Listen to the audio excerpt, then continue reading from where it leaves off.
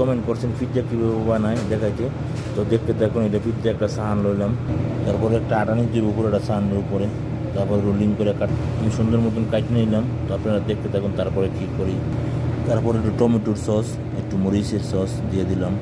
তারপরে এটা সুন্দর মতন করে নিলাম, মিশাই নিলাম। এখন এর উপর চিকেন দিয়ে দেবো, দেখেন আপনারা 100 গ্রামের মতো চিকেন দিয়ে দিলাম, 110 গ্রাম মতো, 100 গ্রাম এরকম চিকেন দিয়ে দেবেন যতটুকু আমার লাগে পরিমাণ মতো।